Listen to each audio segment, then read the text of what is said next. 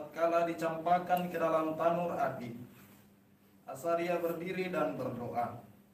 Ia membuka mulut di tengah-tengah api itu, katanya, "Demi namamu ya Tuhan, janganlah kami kau tolak selamanya, dan janganlah kau batalkan perjanjianmu. Janganlah kau tarik kembali daripada kami belas kasihanmu.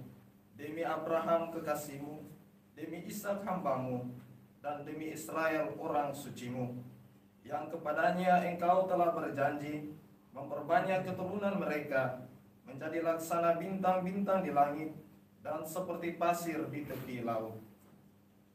Ya Tuhan, jumlah kami telah menjadi paling kecil di antara sekalian bangsa, dan sekarang kami pun dianggap rendah di seluruh bumi oleh karena dosa kami.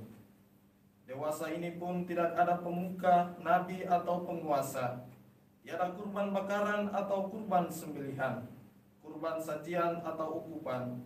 Tidak ada pula tempat untuk mempersembahkan buah bungaran kepadamu dan mendapat belas kasihan. Tetapi semoga kami diterima baik, karena jiwa yang remuk redam dan roh yang rendah, seolah-olah kami datang membawa kurban domba dan lembu, serta ribuan anak domba tambun. Demikian hendaknya kurban kami di hadapanmu pada hari ini berkenan seluruhnya kepadamu.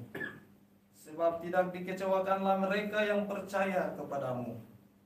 Kini kami mengikuti engkau dengan segenap jiwa dan dengan takwa kepadamu, dan wajahmu kami cari. Janganlah kami kau permalukan, tetapi perlakukanlah kami sesuai dengan kemurahanmu dan menurut besarnya belas kasihanmu. Lepaskanlah kami sesuai dengan perbuatanmu yang ajaib, dan nyatakanlah kemuliaan namamu ya Tuhan." Demikianlah sabda Tuhan. Syukur kepada Allah.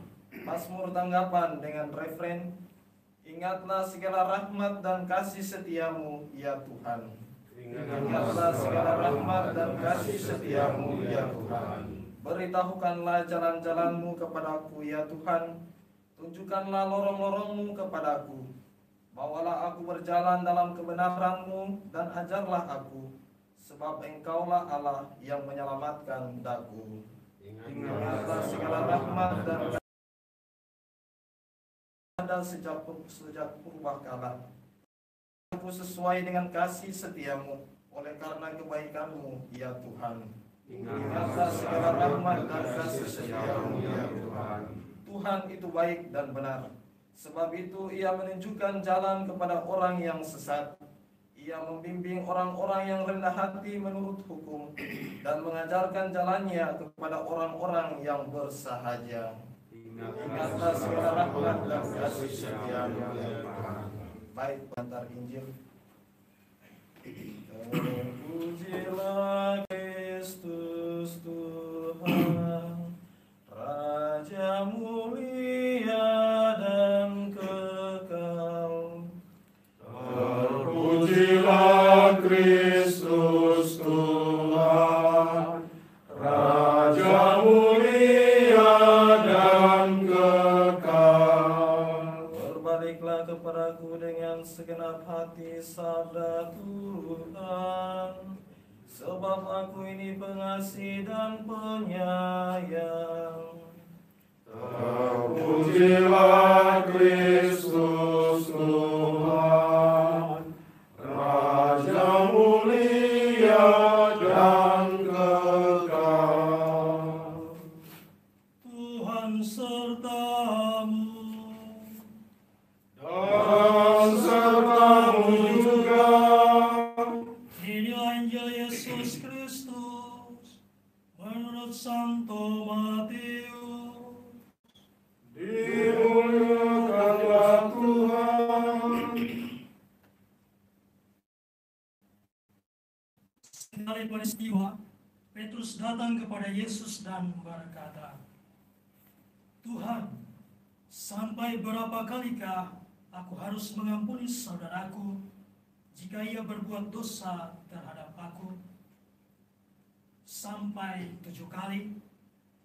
Yesus berkata kepadanya, "Bukan, aku berkata kepadamu, bukan sampai 7 kali, melainkan sampai 70 kali 7 kali. Sebab hal kerajaan surga itu seumpama seorang raja yang hendak mengadakan perhitungan dengan hamba-hambanya. Ketika ia mulai mengadakan perhitungan itu, dihadapkanlah kepada seorang yang berhutang 10.000 talenta. Tetapi karena orang itu tidak mampu melunasi hutangnya, raja itu memerintahkan supaya ia dijual beserta anak istrinya dan segala miliknya untuk membayar hutangnya. Maka sujudlah hamba itu menyembah dia, katanya, sabarlah dahulu, segala hutangku akan kulunaskan. Lalu tergeraklah hati raja itu oleh belas kasihan akan hamba itu, sehingga ia membebaskannya dan menghapuskan hutangnya. Yang berhutang 100 dinar kepadanya, ia mencekik kawannya itu, katanya kepadanya, hutangku itu akan kulunaskan. Tetapi ia menolak dan menyerahkan kawannya itu ke dalam penjara sampai dilunaskan segala hutang itu. Melihat itu, kawan-kawannya yang lain sangat sedih, lalu menyampaikan segala yang terjadi kepada tuan mereka. Maka dia itu guru memanggil hamba pertama tadi dan berkata kepadanya, hai hamba yang jahat, seluruh hutangmu telah kuhapuskan karena engkau memohonkannya kepadaku. Bukankah engkau pun harus mengasihani kawanmu seperti aku telah mengasihi engkau? Maka marahlah Tuhan itu dan menyerahkan dia kepada algojo sampai ia melunaskan seluruh hutangnya. Demikianlah Bapakku yang di surga akan berbuat terhadap kamu apabila kamu masing-masing tidak mengampuni saudaramu dengan segenap hatimu.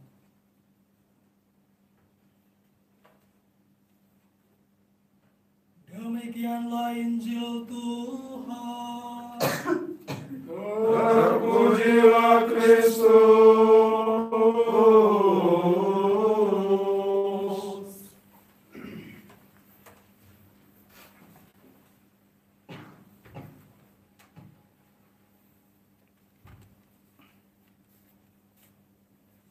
Orang yang hebat adalah orang yang mampu meminta maaf atas kesalahannya.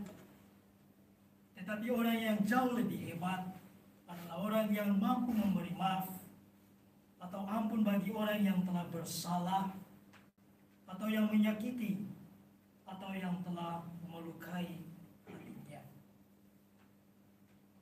Para pastor, saudara dan saudariku yang terkasih, Injil hari ini yang baru saja kita dengarkan mengisahkan tentang pengampunan tanpa batas yang diajarkan oleh Yesus.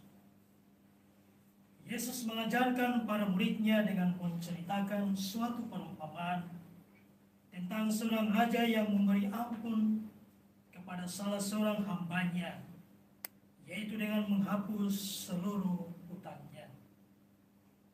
Dan seharusnya hamba ini berbuat hal yang sama kepada hambanya yang berhutang kepadanya. Namun apa yang terjadi? Hamba ini malah menangkap, mencekik, bahkan memasukkan kawannya itu dalam penjara sampai ia melunasi seluruh hutangnya. Mendengar ini sangat marahlah raja itu dan menyerahkannya pula kepada algojo sampai ia melunaskan seluruh hutangnya. Sadar atau tidak sadar, kadang kita seperti hamba yang pertama ini mau disampaikan kepada kita. Yang pertama, segala sesuatu yang kamu kehendaki supaya orang perbuat kepadamu, perbuatlah demikian juga kepada mereka. Dan yang kedua yang senada dengan rumusan yang lain, segala sesuatu yang tidak kamu kehendaki supaya orang perbuat kepadamu, jangan berbuat demikian kepada mereka. Para pastor, saudara dan saudariku yang terkasih, Injil hari ini mengajak kita secara khusus dalam masa Prapaskah ini untuk mau memberikan pengampunan tanpa batas kepada siapa saja yang bersalah kepada kita. Ampunilah orang yang bersalah, yang telah menyakiti dan melukai hati kita, maka Bapa di surga akan mengampuni kita juga. Semoga rahmat Allah selalu menolong kita. Amin.